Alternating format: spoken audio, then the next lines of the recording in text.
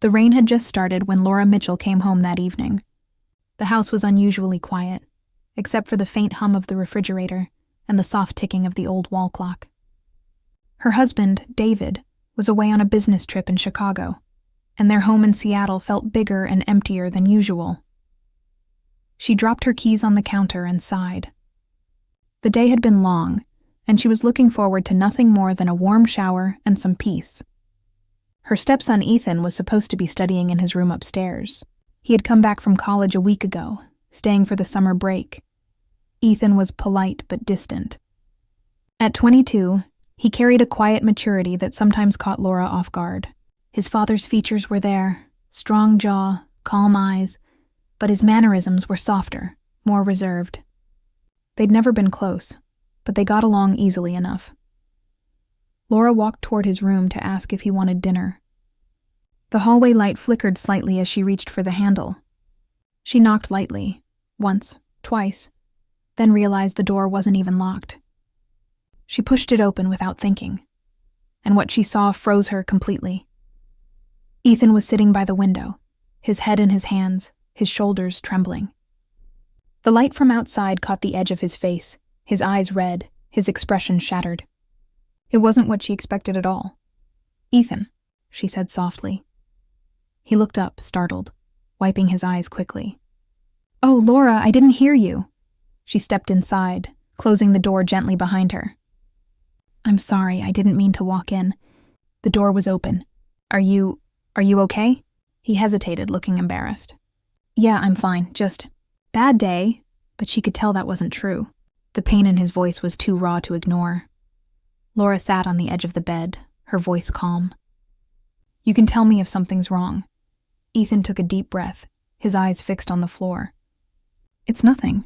I just found out my ex got engaged, and I thought I was over it." Her heart softened instantly. The boy she'd watched grow into a man was now facing the same heartbreak she once knew too well. She smiled sadly. "That kind of pain doesn't just disappear, Ethan. It fades. But it takes time." He looked at her then, really looked.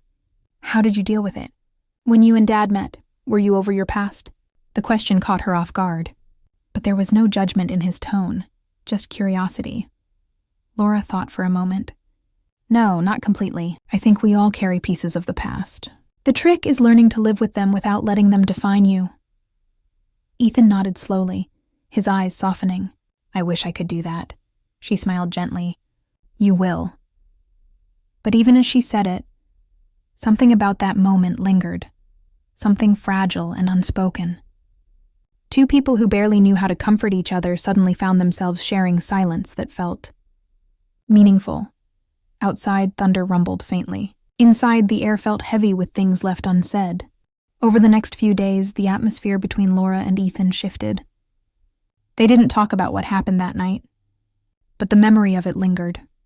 Ethan spent more time downstairs, helping her cook, carrying groceries, fixing the loose cabinet door that had been broken for weeks. Laura noticed small things she hadn't before. His patience, the way he listened when she spoke, the kindness behind his quiet eyes. One afternoon, while they were preparing lunch, she caught him looking at her with a strange mix of gratitude and something else she couldn't name. It made her heart race, though she quickly looked away. She tried to ignore it, telling herself it was nothing. He was just being kind and she was overthinking.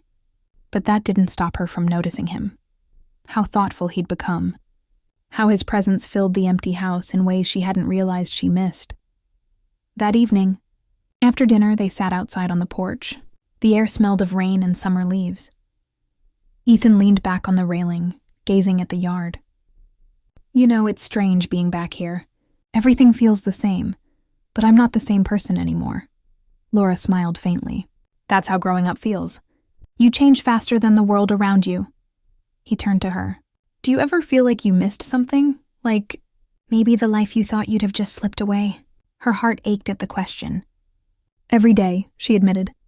"But then I look at what I have now, and I try to remind myself that different doesn't mean worse." "Just unexpected?" Ethan's expression softened. "You always sound so sure of things." "I'm not," she said quietly. "I just pretend to be." Their eyes met for a long moment, filled with unspoken understanding. Then Ethan looked away, and the moment passed, but not without leaving something behind. The summer days passed quietly, filled with small routines and unspoken thoughts. David's work trip kept being extended, and Laura found herself sharing more and more of her days with Ethan. What started as casual conversation had grown into something deeper, a quiet companionship that neither of them had expected. There was no line drawn, yet both knew it existed. One afternoon, the house was filled with sunlight. Laura was pruning the roses in her garden when Ethan came out, a cup of iced tea in his hand. He offered it to her with a shy smile. "You've been out here for hours," he said. She laughed softly, brushing dirt from her hands. "It keeps me calm." He watched her for a moment before sitting on the steps.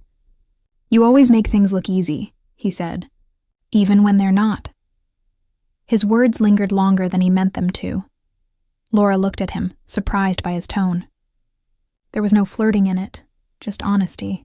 She sat beside him, feeling the warmth of the afternoon and the quiet between them. "Nothing about life is easy," she said. "You just learn to carry it with grace." Ethan smiled faintly. "You sound like someone who's had to carry a lot." She looked at the roses. "Maybe I have." The days continued in a similar rhythm. Light chores, shared meals, brief conversations that felt heavier than they should. One evening, she found Ethan sitting in the living room sketching something. She leaned closer and saw it was a drawing of her garden again, the soft lines of flowers, sunlight on petals. But this time he had drawn a figure kneeling among the roses. Her. Laura froze for a second. The sketch was beautiful, detailed, and gentle. She could see herself as he saw her, calm, strong, and lost in thought. "You drew this?" she asked quietly. He nodded. "I wanted to capture how peaceful you look out there." She didn't know what to say. "It's beautiful," she whispered. He looked up at her, his voice low. "You helped me start drawing again. I hadn't picked up a pencil in months before I came here." She smiled, touched by his words. "I didn't do anything." "Yes, you did," he said simply. "You listened. You cared." Something in her chest stirred, something she hadn't felt in a long time. It wasn't romance. It wasn't confusion. It was connection, pure, honest, and human. She felt seen, in a way that had nothing to do with attraction and everything to do with understanding. Over the next week, Ethan became her quiet companion. He followed her to the farmer's market, helped her fix a broken window latch, even cooked dinner one evening. They laughed easily, sharing small jokes and stories. But beneath the laughter was an unspoken awareness that something was shifting between them. One evening, a storm rolled in unexpectedly. The power went out just as they finished dinner, leaving the house bathed in candlelight. Laura found it strangely comforting. Ethan was sitting across from her, the candlelight catching the lines of his face. They spoke softly, their voices blending with the sound of rain. He told her about his childhood, how he always felt like he had to be strong for his father after his mother passed. How art was his escape, his way of processing feelings he didn't know how to explain. Laura listened closely, realizing she had never truly known his story until now. When he paused, she said, "You don't always have to be strong. Ethan, sometimes it's okay to just be human." He looked at her for a long time, eyes filled with gratitude. "You really believe that?" "I do," she said, "because pretending to be fine only makes the pain last longer." For a moment, he didn't respond. The air between them was thick, not uncomfortable, but heavy with things neither dared to name. Finally, he said softly, "You remind me of the kind of person I want to be."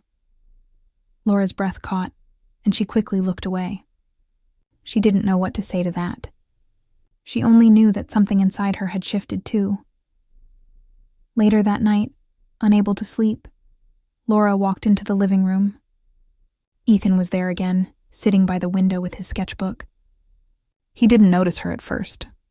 She watched quietly as he drew, his pencil moving slowly, carefully. It wasn't until he paused and looked up that he realized she was there. "Oh," he said with a small smile. You couldn't sleep either? She shook her head. Too much on my mind, he nodded. Yeah, same here. She stepped closer, glancing at the page. It was another drawing, this time of the candle on the table, the soft reflection of light through the glass. You really do find beauty in small things, she said. He looked at her, his voice calm. I think beauty lives in the small things. We just forget to notice them. They stood there quietly, the night humming with rain outside. There was nothing inappropriate in that moment, just two people who understood loneliness in different ways, finding comfort in each other's company. Laura finally said, It's getting late. You should rest. He nodded, but before she could leave, he said, Laura. She turned, waiting. He hesitated, then spoke softly. I'm glad you walked into my room that day. I don't think I realized how much I needed someone to just be there. Her heart tightened. I'm glad I did too, she said. You reminded me what it means to really care again.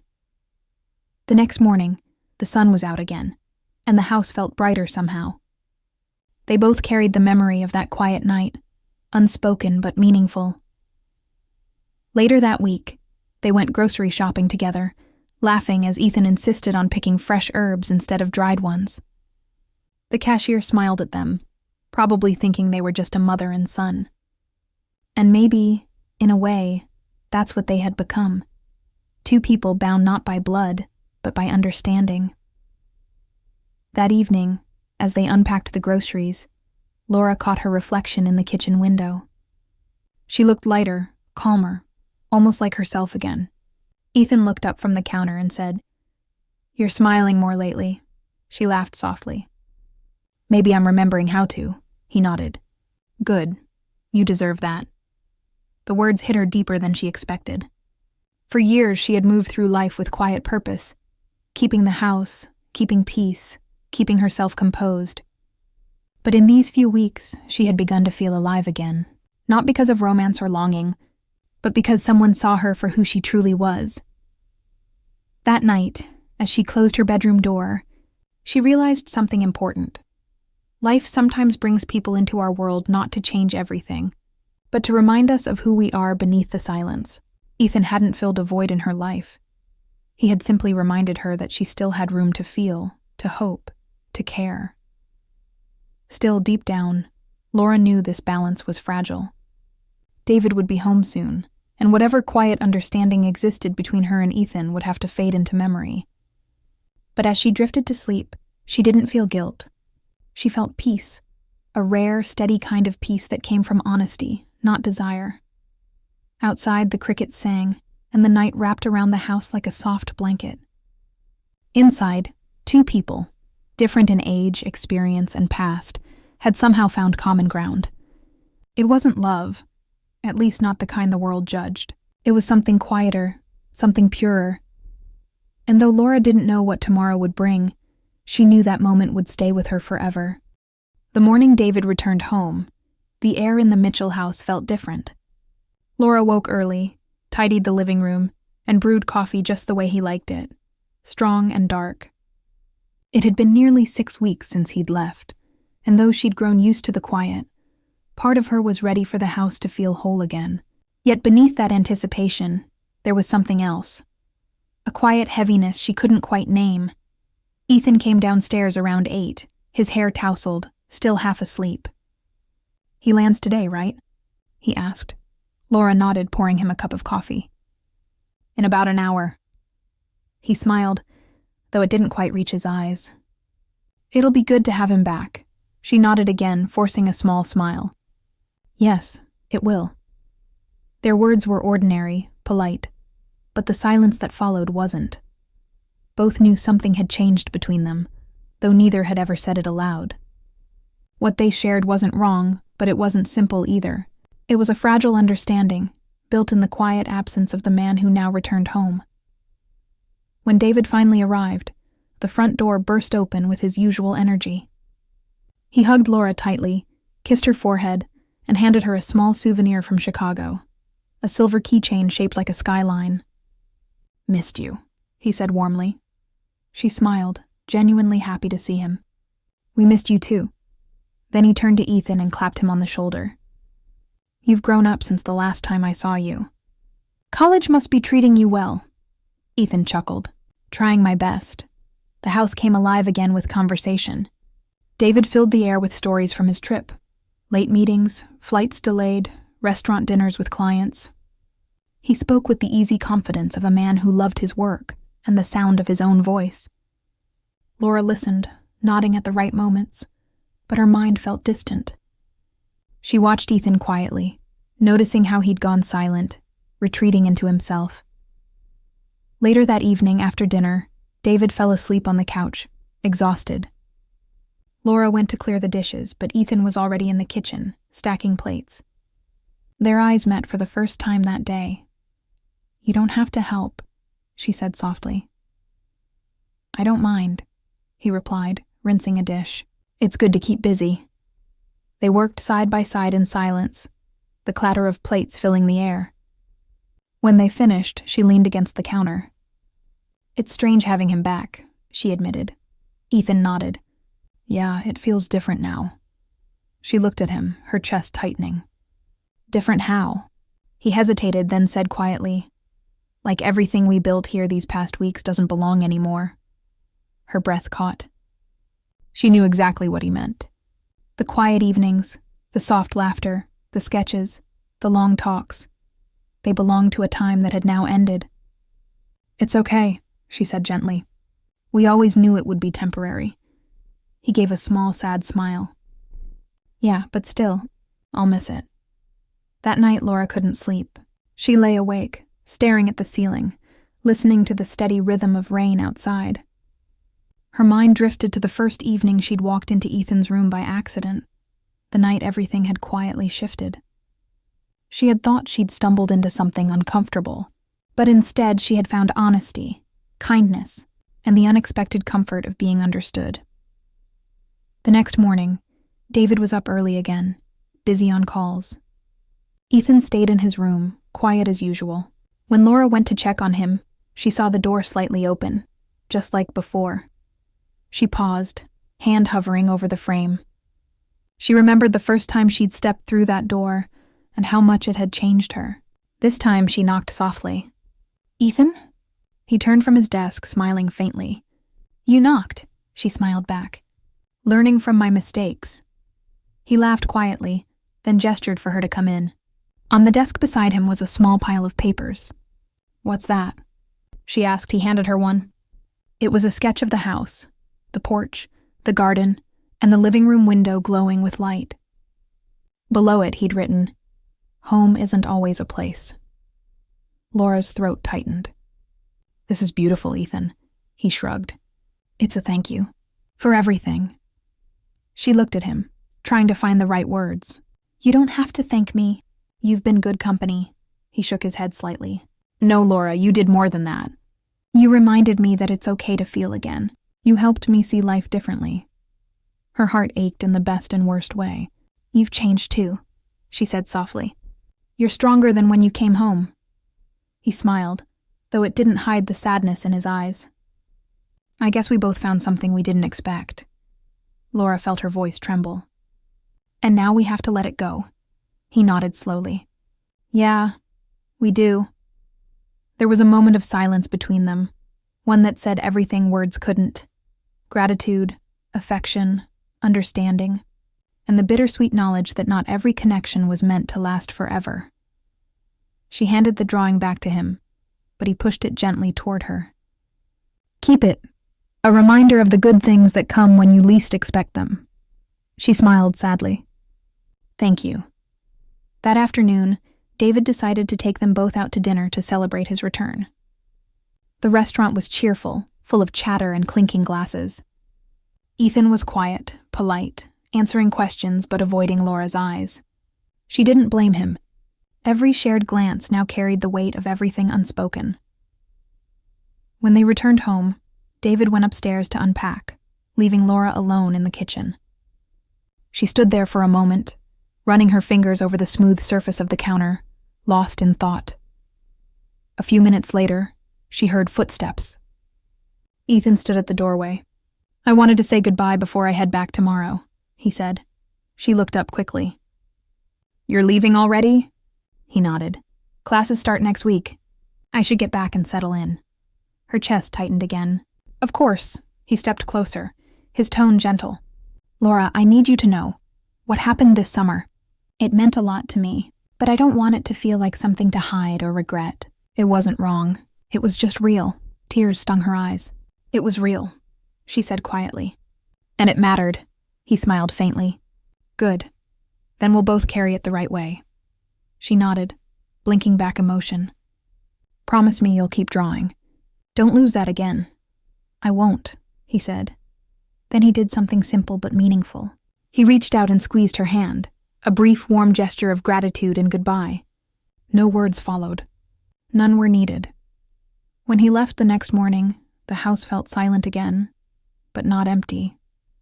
Laura walked through each room slowly, noticing the small traces of his presence. The sketchbook left behind on the table, the repaired cabinet door, the herbs he'd planted by the window. They were reminders of a summer that had changed her quietly but deeply. That evening, as the sun set, she sat in the garden surrounded by the soft scent of roses.